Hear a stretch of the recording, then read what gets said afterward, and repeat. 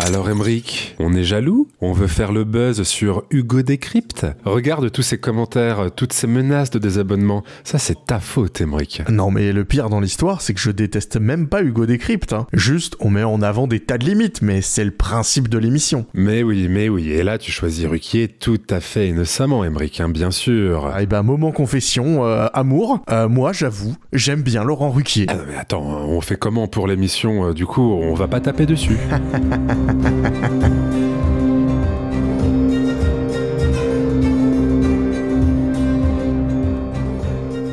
Laurent Ruquier, c'est un petit Normand né au Havre. Il vient d'une famille modeste et c'est un fan de radio. Assez vite, il va arriver dans le showbiz en tant qu'humoriste. Et ça, par exemple, c'est sa première télé en 1987. Un humour décapant. La famille royale aurait caché pendant 10 ans une cousine de la reine en la faisant passer pour morte. Voilà qui ne fait plus l'ombre d'un doute. Les Anglais ont un sens peu commun du droit d'asile. Ah ouais, c'est pas fameux. Hein. Une fois qu'il a un pied dedans, Ruquier ne lâche rien et dans les années 90 et 2000, il devient un présentateur phare dans les médias. Rien à cirer sur France Inter, On va se gêner sur Europe 1 et l'inévitable On a tout essayé sur France 2, qui va mettre en place sa collaboration avec Catherine Barma. Une association qui l'amènera à être un bon gros médiacrate avec en point d'orgue On ne demande qu'à en rire ou la présentation des grosses têtes sur RTL, un monument de la radio. Émission dans laquelle il rit à ses propres jeux de mots nuls. Moi aussi je viens de Dinard. Ouais. mais pour la monnaie, voilà. vous venez pour 2 dinars. Voilà, exactement.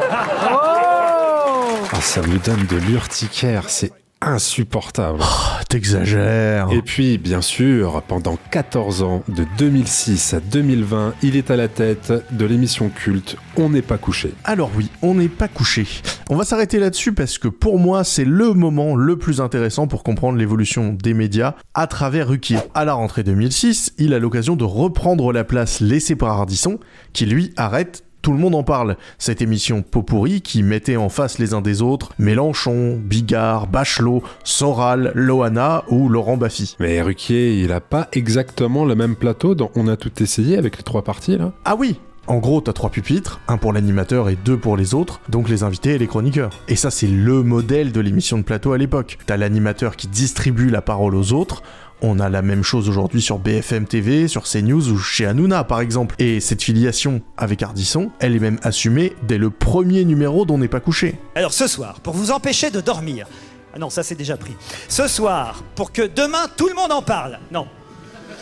Pardon Thierry Ardisson. T'as vu Thierry, d'ailleurs on a gardé tes fauteuils, on a juste repeint. Bah oui, parce qu'on est sur le service public, on n'est pas à Canal, hein, on n'a pas un rond.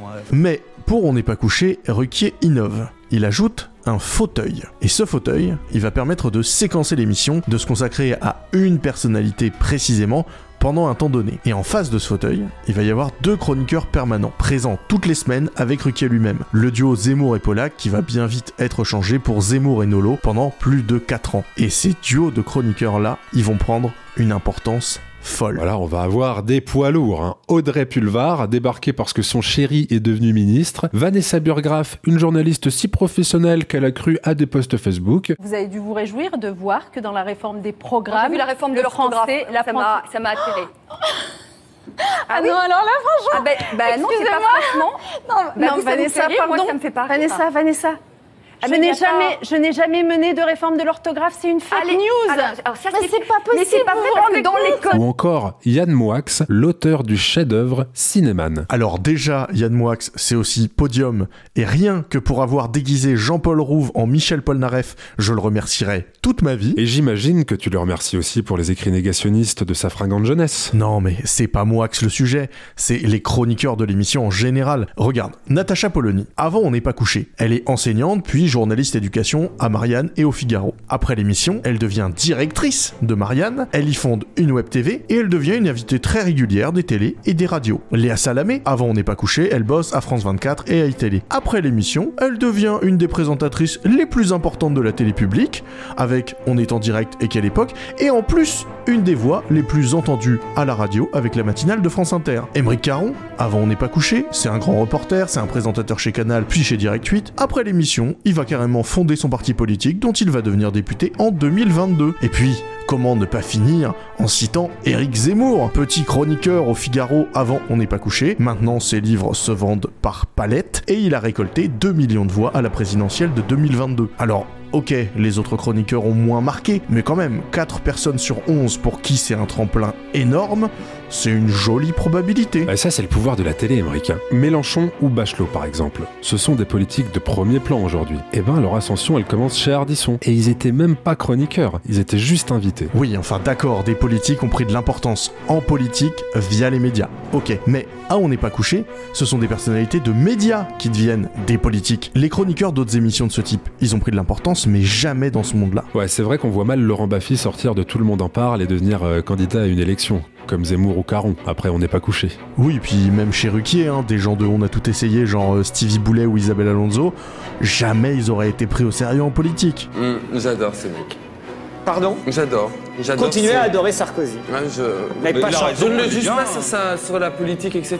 Oui, moi, mais c'est un homme que j'aime bien, je trouve qu'il a du charisme. Non, plus sérieusement, pour moi, il y a un effet spécifique de l'émission On n'est pas couché, et c'est dû à ce foutu fauteuil. Quand il s'y assoit, les invités sont isolés, soumis à l'avis des chroniqueurs, et par ricochet, ils sont soumis aux chroniqueurs eux-mêmes. La posture de ces deux chroniqueurs, c'est un peu celle d'un jury de télécrochet face à un candidat, c'est un peu celle d'un procureur face à un accusé lors d'un procès. C'est une position de pouvoir. Et cette position, en plus, elle convoque la magie de la posture critique. D'office, le chroniqueur est au-dessus de la mêlée, il surplombe, il est considéré comme à la hauteur de son interlocuteur. Et quand ce sont des invités politiques, notamment de premier plan, qui jouent ce jeu, les chroniqueurs, ils prennent un peu de leur stature, un peu de leur pouvoir, un peu de leur légitimité, et après, ils peuvent s'en servir. Ouais, bon d'accord, c'est bien joli ta petite théorie là, mais si c'est si efficace, comment t'expliques que ça ne marche pas à tous les coups? Bon, déjà, c'est pas ma petite théorie, c'est inspiré de La politique sur un plateau, un bouquin de sociologie des médias de 2013, et ensuite, il y a des contre-pouvoirs sur le plateau. Le principal, c'est le public qui va huer régulièrement les chroniqueurs. Vous faites tout et n'importe quoi, vous aussi, là. Non, mais...